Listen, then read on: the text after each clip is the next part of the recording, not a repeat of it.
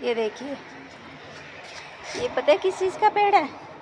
ये है बैंगन का पेड़। देखो, अच्छा लग रहा है ना। ये आम का है और ये देखो तुलसी है। ये देखो कितने प्यारे प्यारे फूल भी हैं।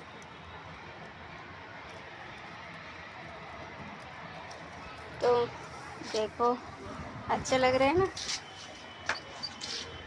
देखो ये किस चीज़ का पता है? ये है सौंफ। सौंफ होती है ना, ये सौंफ का पेड़ है।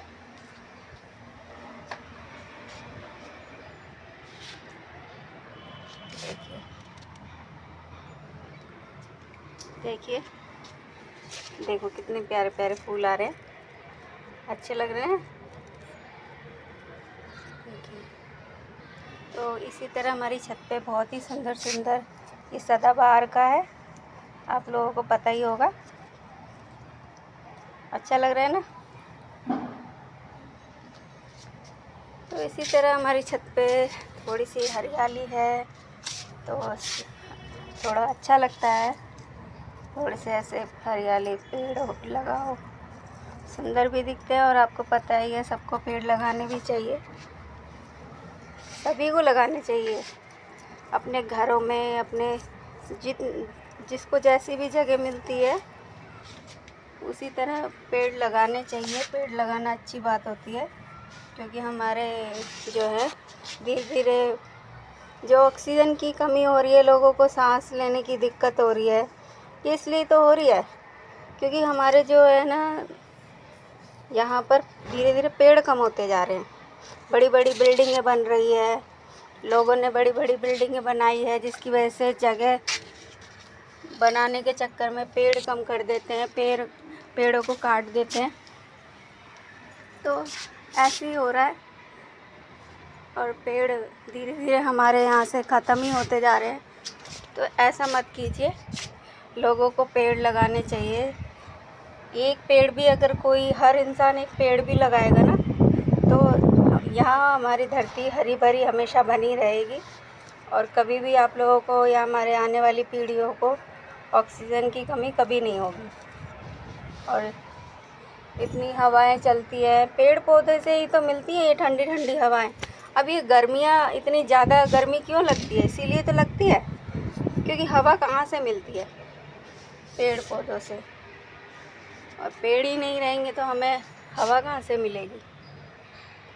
आपको पता ही होगा, जब गांव में हम छोटे छोटे थे तो बड़े बड़े पीपल के पेड़ होते थे, उनके नीचे खाट बिछा के बैठ जाते थे। बड़े बूढ़े अब भी बैठते हैं, तो वहीं ठंडी ठंडी हवा खाते और बातें करते। और छोटे छोटे थे तो हम खेलते भी थे वहाँ पर,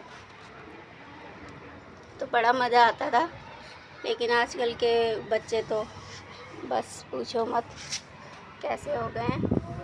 खेलना कूदना बच्चों का तो जैसे ख़त्म ही होता जा रहा है।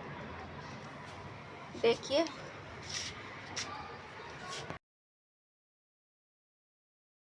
देखिए दोस्तों, ये है हमारी छत पे से जो घर दिख रहे हैं। अब तो बहुत सबों ने बड़े बड़े मकान बना लिए हैं। अब तो सभी अच्छे अच्छे मकान बना रहे हैं। किसी टाइम में सिर्फ छोटे छोटे एक ही मंजिल मकान हुआ करते थे, परिवार बड़ा हुआ करता था और कमरे सिर्फ एक। लेकिन आज देखो, मकान बड़े हैं और परिवार छोटा। तो पता नहीं कैसे होता जा रहा है ये शायद इसलिए क्योंकि धीरे धीरे दिलों में एक दूसरे के प्रति प्यार कम होता जा रहा है। तो देखिए, किसी का भी छोटा मकान या एक मंजिल किसी का भी नहीं है, सबके बड़े बड़े ही मकान बने हुए हैं। तो हम छोटे छोटे थे तो हमारे पास तो सिर्फ एक ही कमरा होता था और हम बहन भाई एक ही साथ रहते। लेकिन अब धीरे धीरे बड़े हो गए, अपनी अपनी जिम्मेदारियों में बिजी हो गए। तो देखो, सभी ऐसी धीरे धीरे जैसे हम अलग हो गए वैसे ही सभी का हाल है। जो दिलों में एक दूसरे के लिए जो प्यार कम हो रहा है नहीं। तो देखिए दोस्तों, कितने बड़े बड़े ऊंचे ऊंचे सबके मकान बने हुए हैं। देखिए, पहले बड़ा परिवार होता था और खुशी परिवार होता था, और अब छोटा परिवार है और सब परेशान परिवार हो गए। तो धीरे धीरे मकान तो बड़े हो गए, लेकिन दिल जो है वो बहुत छोटा हो गया है। लोगों के विचार, भावनाएं, सब कुछ अलग हो गया है। सोचने का तरीका, समझने का तरीका, सब कुछ अलग। सोचते हैं तो कभी कभार दुख तो लगता है, बीते हुए कल की याद भी आती है कि हम सब कैसे रहते थे और अब कैसे रहते हैं। सब कुछ याद आता है। तो इमोशनल होके भी कोई फ़ायदा नहीं है। तो आज का ये ब्लॉग था हमारा, इसीलिए कुछ बातें समझाने के लिए, कुछ बातें आपसे करने के लिए, कुछ बातें आपसे शेयर करना चाहते थे, तो इसीलिए मैंने ये ब्लॉग बनाया था। तो आप कैसे हैं? अपनी फैमिली में सभी को वक्त देना चाहिए। ऐसा नहीं है कि हम काम में बिजी है तो किसी को वक्त ना दें। मम्मी है, पापा है, किसी के भाई है, बहन है, हम सबको एक दूसरे के लिए वक्त निकालना चाहिए। इतनी बिजी ज़िंदगी हो गई है, बिजी ज़िंदगी में वक्त निकालना मुझे मालूम है बहुत मुश्किल होता है, लेकिन फिर भी हमें कोशिश करनी चाहिए। मैं तो आप लोगों से यही कहना चाहती हूँ, अपने इस ब्लॉग में यही समझाना चाहती हूँ कि समय दीजिए अपनी फैमिली को। दिन भर आप काम करते हो, लेकिन समय ज़रूर देना चाहिए। कुछ नहीं तो साथ में एक समय का खाना भी एक साथ अगर हम फैमिली के साथ खा लेते हैं ना, तो ये भी हमारे लिए बहुत बड़ी बात होती है। उसमें भी थोड़े समय में बहुत सारी खुशियाँ पा लेते हैं। तो अलग अलग रूम में लोग खाना खाते हैं, लेकिन अच्छा नहीं लगता। हम तो खैर नहीं ऐसा करते हैं, हम तो साथ में ही खाना खाते हैं। लेकिन मैं और फैमिलियों में देखती हूँ या सुनती हूँ, तो मुझे बहुत दुख होता है। दिन भर काम करो और बिजी रहो, और फिर अपने अपने कमरे में जाके खाना खाते हैं, बातें करते हैं, या फिर फ़ोन जो चल गया है फ़ोन में लग जाते हैं। फ़ोन हम भी चलाते हैं, लेकिन फैमिली को समय ज़रूर देते हैं। साथ में खाना खाने के बहाने ही सही थोड़ी सी गप्पें हो जाती हैं, थोड़ी बातें हो जाती हैं। दिन भर हमने क्या किया, उन्होंने क्या किया, तो यही सब। तो मैं आप लोगों से यही कहना चाहती हूँ, आप चाहे कितनी भी बिजी ज़िंदगी हो आपकी, लेकिन प्लीज़ अपने फैमिली को, अपने परिवार को थोड़ा समय ज़रूर दें।